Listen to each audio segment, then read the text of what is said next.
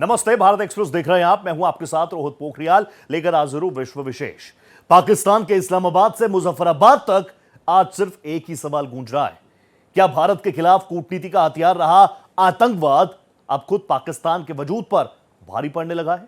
एक तरफ रसातल में जाती अर्थव्यवस्था, महंगाई से कराती आवाम, तो दूसरी तरफ पीओके में सड़कों पर उतरा वो जनसैलाब जिसने इस्लामाबाद की नींदें उड़ा कर रख दी है।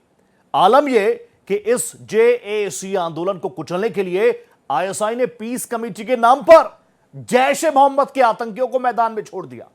तो वहीं लश्कर डिप्टी चीफ रिजवान हनीफ का वीडियो सामने आया जो साफ कह रहा है कि आतंकियों का यह सेफ हेवन अब उनके लिए कब्रगाह बन चुका है।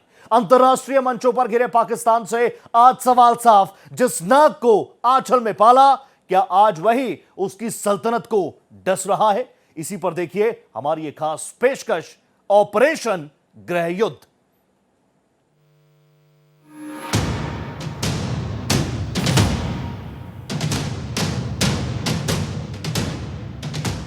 पाकिस्तान इस वक्त इतिहास के सबसे बड़े और खतरनाक दौर से गुजर रहा है। देश के भीतर कंगाली और भुखमरी का पहिया ऐसा घुमा है कि आम जनता दो वक्त की रोटी के लिए मोहताज है। लेकिन इस्लामाबाद के महलों में बैठी सत्ता और वर्दी की नींद उड़ी हुई है। हालात इतने बेकाबू हो चुके हैं कि फील्ड मार्शल आसिम मुनीर और प्रधानमंत्री शहबाज शरीफ को यह समझ नहीं आ रहा है कि देश की डूबती नैया को कैसे बचाया जाए।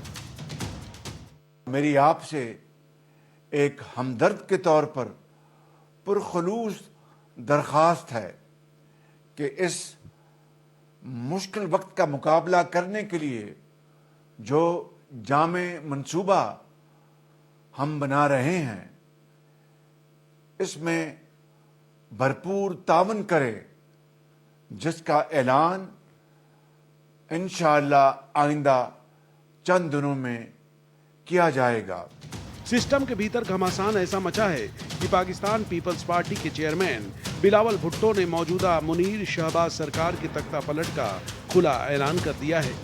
राजनीतिक कुर्सी की इस खींचतान ने शहबाज सरकार की चूल्हे हिला दी हैं। एक तरफ सियासत का पारा हाई है तो दूसरी तरफ पाकिस्तान की खुफिया एजेंसियों और सेना के पाले हुए आतंकवादियों पर भी आफत टूट पड़ी है। खबर है कि आतंकवादियों के कमांडरों को कोई अज्ञात धुरंधर एक एक करके चुन चुन कर ढेर कर रहा है, जिससे पाकिस्तानी खेमे में दहशत का माहौल है। लश्कर तैयबा के डिप्टी चीफ और पीओके ग्रुप के प्रमुख रिजवान हनीफ का एक वीडियो सामने आया है जिसमें उसकी थरथराती आवाज साफ सुनी जा सकती है। जिस पीओके को वो पाकिस्तान हमेशा से भारत विरोधी गतिविधियों और आतंकियों के लिए सेफ हेवन मानता आया था, अब वही इलाका उसके लिए कब्रगाह बन चुका है। रिजवान हनीफ ने कबूल किया कि पिछले कुछ ही महीनों में पाकिस्तान के अलग अलग हिस्सों में उसके 30 से ज्यादा टॉप कमांडरों को अज्ञात हमलावरों ने मौत के घाट उतार दिया है। रिजवान हनीफ लश्कर तैयबा का डिप्टी चीफ है और उसे पीओके ग्रुप का टॉप कमांडर बनाया गया है। उसका मुख्य काम नए आतंकियों की भर्ती करना, उन्हें ट्रेनिंग देना और भारतीय सीमा में घुसपैठ करवाना है। इसके अलावा वो लश्कर के फ्रंट संगठन PAFF से भी जुड़ा हुआ है। हनीफ के इस कबूलनामे ने यह साफ कर दिया है कि पेशावर से लेकर रावलपिंडी और कराची से लेकर मुजफ्फराबाद तक भारत के खिलाफ साजिश रचने वाला कोई भी आतंकी अब सुरक्षित नहीं है। हालात ये हो गए हैं कि पाकिस्तान में छिपे आतंकियों के खात्मे का सिलसिला जब से शुरू हुआ है तब से हाफिज सईद और मसूद अजहर जैसे आतंकी आका अंडरग्राउंड हो चुके हैं। ये पहली बार किसी आतंकी सरगना ने सार्वजनिक तौर पर धुरंधर के खौफ को दुनिया के सामने मान लिया है।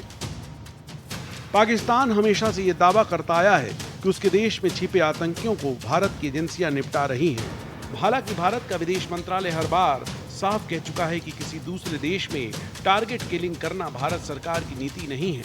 बावजूद इसके अज्ञात हमलावरों की गोलियों से पाकिस्तान में आतंकियों की पूरी लीडरशिप खत्म होती जा रही है। हमजा बुरहान मई 2026 लश्कर तैयबा का ये आतंकी हाफिज सईद का बेहद करीबी था और 2019 के पुलवामा हमले का हैंडलर था। इसे पीओके के मुजफ्फराबाद में गोली मारी गई। अबू सैफुल्ला खालिद मई 2025 लश्कर का ये टॉप कमांडर भारत में कई बड़े आतंकी हमलों का मास्टरमाइंड था, जिसे पाकिस्तान के सिंध प्रांत के बदनी में ढेर कर दिया गया।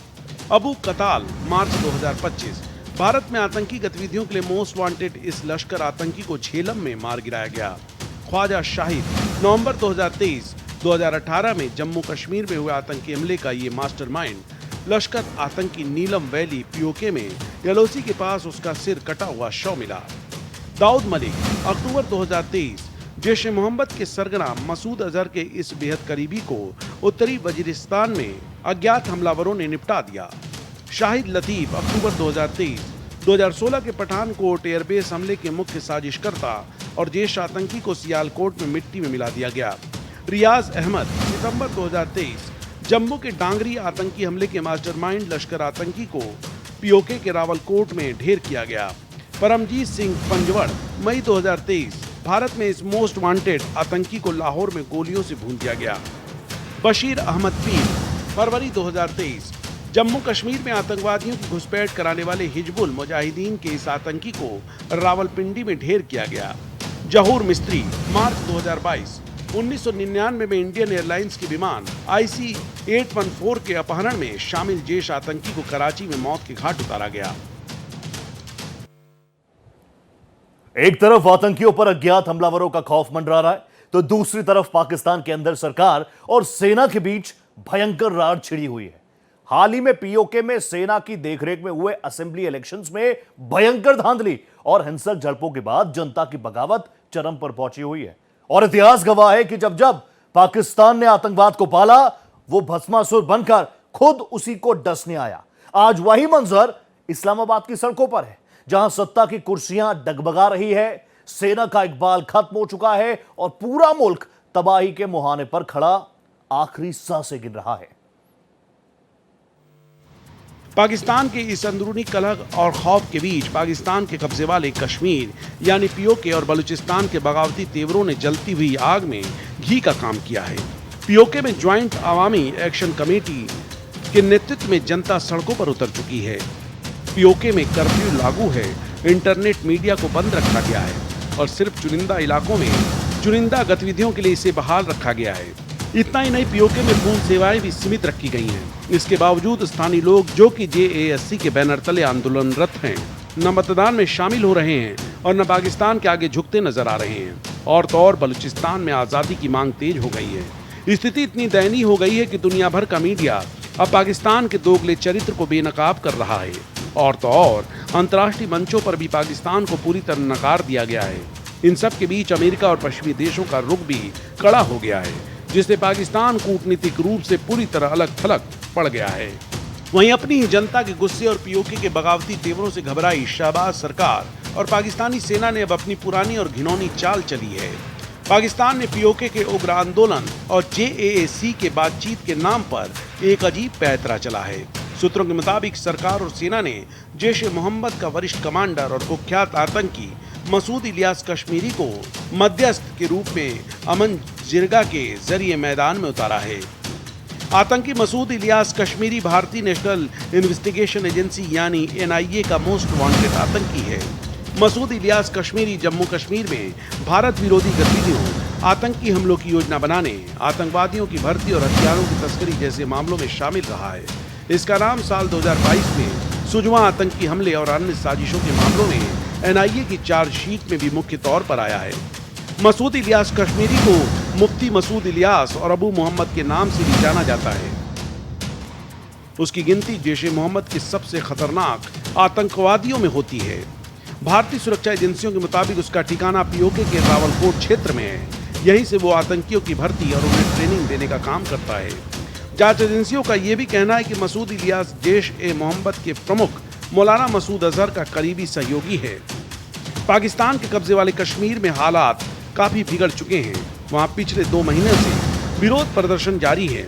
इस दौरान निहत्थे प्रदर्शनकारियों को कुचलने के लिए पाकिस्तानी सुरक्षा बल हिंसक कार्रवाई का सहारा ले रहे हैं।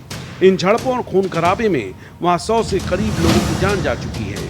पीओके की सड़कों पर बहते इस खून को देखकर आतंकियों के आका के भी आंसू निकल पड़े हैं। हमारे बेशुमार भाइयों को शहीद कर दिया है, जख्मी कर दिया है। ये यहूदियों से भी परली नस्ल है। इन जालिमों को शर्म नहीं आती। इस रोड पे जहाँ पे खून ही खून है, गोलियां मार रहे हैं हमारे भाइयों को। क्या तमाशा है ये?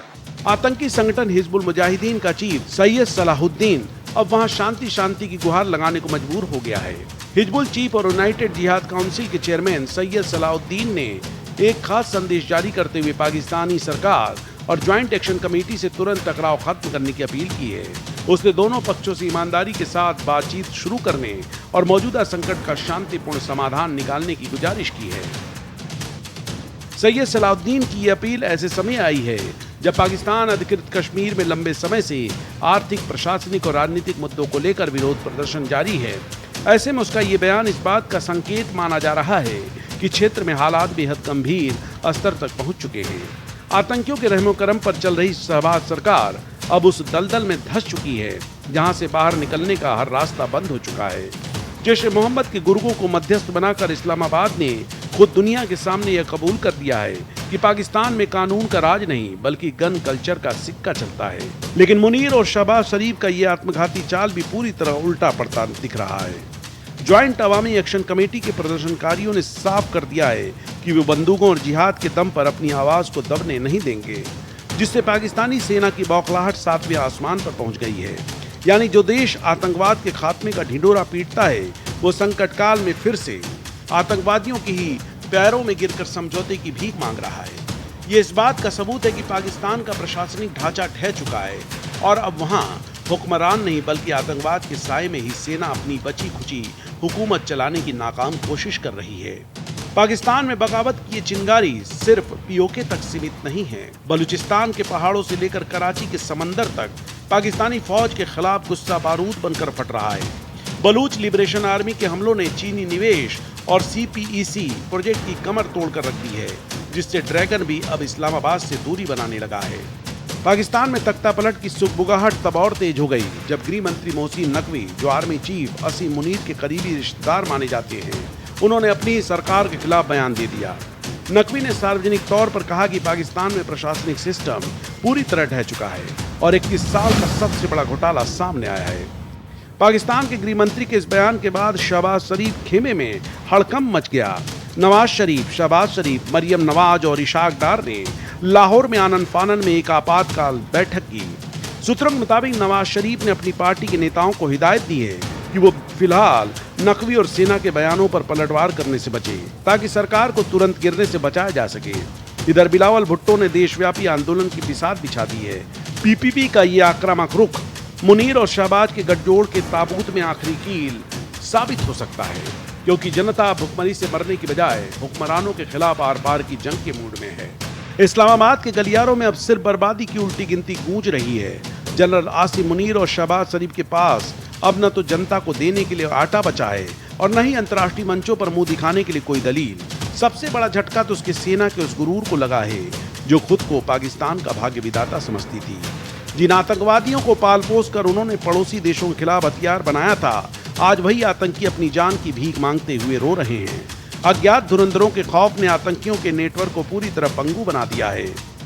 हालात की गंभीरता का अंदाजा इसी बात से लगाया जा सकता है कि जिस देश की कमान कभी परमाणु बटन पर होने का दावा करती थी, आज उसकी हैसियत ये हो गई कि एक क्षेत्रीय विवाद को सुलझाने के लिए उसे जैश-ए-मोहम्मद जैसी प्रतिबंधित तंजीम के आतंकियों के आगे घुटने टेकने पड़ रहे हैं। ये जिगरा बातचीत नहीं बल्कि पाकिस्तानी हुकूमत के सरेंडर का लाइव दस्तावेज है। पाकिस्तान की शहबाज सरकार और असीम मुनीर पिछले कुछ समय से ये ढिंढोरा पीट रहे थे कि वो अमेरिका और पश्चिम एशिया के देशों के बीच जारी कूटनीतिक तनाव और युद्ध को खत्म करने के लिए मध्यस्थ की भूमिका निभा रहे हैं। लेकिन डोनाल्ड ट्रंप के कड़े और बेबाक बयानों ने पाकिस्तान की रही सही उम्मीदों पर भी पानी फेर दिया है। वाशिंगटन से मिली इस कूटनीतिक लात के बाद अब IMF और वर्ल्ड बैंक जैसी संस्थाएं भी इस्लामाबाद को लोन देने से पहले 100 बार सोच रही हैं। कर्ज के जाल में फंसा ये मुल्क अब डिफॉल्ट होने के बिल्कुल मुहाने पर खड़ा है। बिलावल भुट्टो का तख्ता पलट का खुला ऐलान सिर्फ एक सियासी बयान नहीं बल्कि उस बारूद का विस्फोट है जो पाकिस्तान के अंदरूनी राजनीति में अरसे से सुलग रहा था। सेना के बैरकों से लेकर संसद की सीढ़ियों तक हर तरफ सिर्फ और सिर्फ अविश्वास और गृह युद्ध जैसी कड़वाहट साफ नजर आ रही है। चारों तरफ से घिर चुका पाकिस्तान अब एक ऐसे अंधकूप में गिर रहा है जहां से उसकी वापसी नामुमकिन दिखती है। भूख, बगावत, आतंक और कूटनीतिक तबाही के इस कॉकटेल ने यह साफ कर दिया है कि नए नक्शे और नए हालातों के बीच पाकिस्तान का वजूद अब अपने सबसे काले दौर का सामना कर रहा है। गाजा के नीचे हमास के उस सीक्रेट नेटवर्क पर इजरायल ने बड़ा प्रहार किया, जिसे उसकी सबसे बड़ी ताकत माना जाता था। इजरायली सेना का दावा है कि उत्तरी गाजा में सैकड़ों मीटर लंबी सुरंग को खोजकर भारी विस्फोट से जमींदोज कर दिया गया। कंक्रीट से बने इस हाईटेक सुरंग के अंदर हमास का कमांड सेंटर, हथियारों के जखीरे, बिजली, वेंटिलेशन और आवाजाही की भी पूरी व्यवस्था थी। यानी जमीन के नीचे बसा एक ऐसा अंडरग्राउंड शहर जिसने वर्षों तक इजरायल की सुरक्षा के लिए बड़ा चैलेंज खड़ा किया। अब सवाल यह, क्या हमास की गाजा मेट्रो नेटवर्क टूट रहा है? क्या पाताल में छिपा आतंक अब बेनकाब हो चुका है? और क्या सुरंगों की इस जंग से गाजा के युद्ध का अगला अध्याय तय होगा? इसी पर देखिए यह सुपर एक्सक्लूसिव एडिशन, सुरंगों का संग्राम।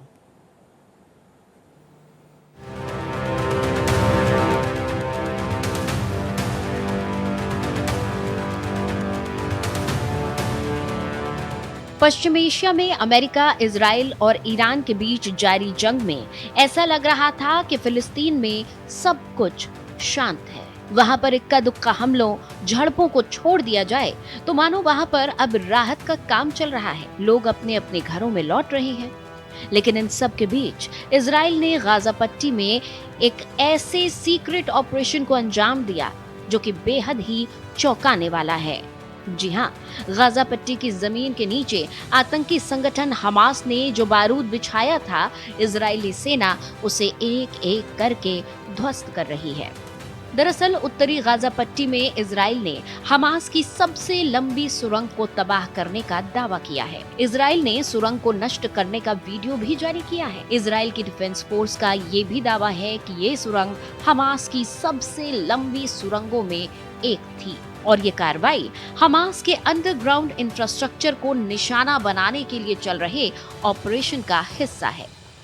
आईडीएफ के मुताबिक 99वीं डिवीजन के तहत काम करने वाली नॉर्दर्न गाजा ब्रिगेड और इजराइल की एलीट येलोम कॉम्बैट इंजीनियरिंग यूनिट के बहादुर सैनिकों ने येलो लाइन के पूर्व में चलाए गए इस विशेष अभियान के दौरान न सिर्फ इस खुफिया सुरंग को खोज निकाला, बल्कि भारी मात्रा में विस्फोटक का इस्तेमाल कर इसे पूरी तरह से जमींदोज कर दिया।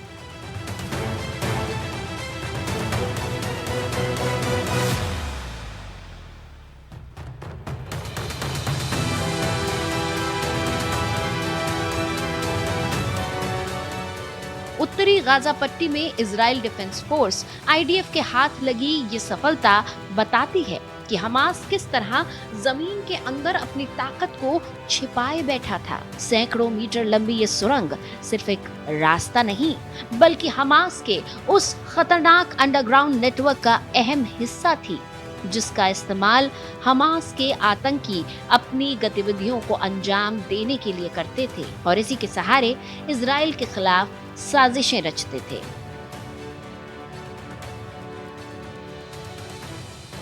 इजराइल डिफेंस फोर्स और हमास के बीच जारी ये लड़ाई अब सुरंगों की हो चुकी है। इजरायली सेना गाजा में हमास के नेटवर्क को एक एक इंच करके कैसे तबाह कर रही है।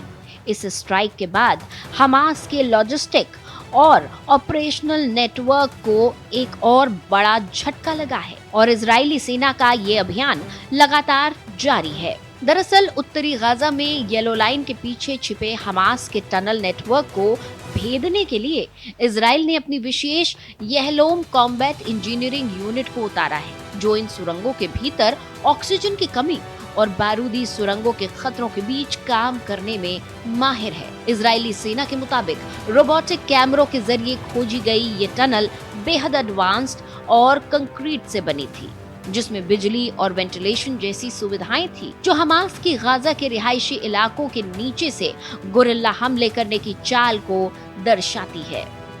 येलोम यूनिट ने टनल के मुख्य जंक्शनों पर भारी विस्फोटक लगाकर इस कंक्रीट ढांचे को जमींदोज कर दिया, जिससे बिना सतह को नुकसान पहुंचाए हमास का ये अंडरग्राउंड रास्ता पूरी तरह से मलबे में तब्दील हो गया। इस टनल के नष्ट होने से उत्तरी गाजा में हमास के हथियार सप्लाई और लड़ाकों की आवाजाही पूरी तरह से ठप हो गई है, जिससे इजराइल का ये अभियान हमास को जमीनी और भूमिगत दोनों स्तरों पर खत्म करने की दिशा में एक बड़ी जीत माना जा रहा है। गाजा की सतह से ठीक नीचे एक ऐसी दुनिया बसती है जिसे गाजा मेट्रो कहा जाता है। ये सिर्फ कुछ सुरंगों का जाल नहीं, बल्कि एक पूरा अंडरग्राउंड शहर है जिसने पश्चिम एशिया के युद्ध समीकरण को पूरी तरह बदल कर रख दिया है। इस विशाल नेटवर्क में सिर्फ आने जाने के रास्ते नहीं है, यहाँ हमास का कमांड सेंटर है और तो और हमास के लड़ाकों के रहने के लिए कमरे हैं, हथियारों के बड़े भंडार गृह हैं और आपातकालीन चिकित्सा चौकियां भी मौजूद हैं। कंक्रीट और लोहे से बना ये ढांचा एडवांस इंजीनियरिंग का एक खतरनाक नमूना है। आतंकी संगठन हमास की टनल इंजीनियरिंग को देख इजराइल डिफेंस फोर्स भी हैरान है। जमीन के अंदर टेरर नेटवर्क का पूरा संसार रचने वाला हमास के आतंकी सुरंगों का ऐसा जाल बनाया है जो कि अविश्वसनीय सा लगता है। ये सुरंगें 20 से 80 मीटर तक गहरी होती हैं और इनकी दीवारें और छतें मजबूत कंक्रीट से बनी होती हैं जो भारी बमबारी और विस्फोटकों को भी झेल सकती हैं। कुछ जगहों पर गाड़ियां भी गुजर सकती हैं। कई सुरंगें अस्पतालों, स्कूलों और घरों के ठीक नीचे बनाई जाती हैं ताकि इजरायली हमलों के दौरान नागरिकों को ढाल बनाया जा सके। तो विश्व विशेष में आपने देखा, असल में नापाक पाक की स्थिति ऐसी है जहां ना तो उसके पाले हुए आतंकी महफूज हैं, ना ही देश चलाने वाली हुकूमत। एक तरफ भारतीय धुरंधरों के डर से लश्कर और जैश के आतंकी अंडरग्राउंड होकर गिड़गिड़ा रहे हैं, तो दूसरी तरफ पीओके में भड़की जनता, बिलावल का अल्टीमेटम, गृहमंत्री का बगावती रुख और डोनाल्ड ट्रंप की बेरुखी ने असीम मुनीर और शहबाज शरीफ के शासन को विनाश के कगार पर लाकर खड़ा कर दिया। आज की इस खास पेशकश में मेरे साथ इतना ही। दीजिए इजाजत, नमस्कार।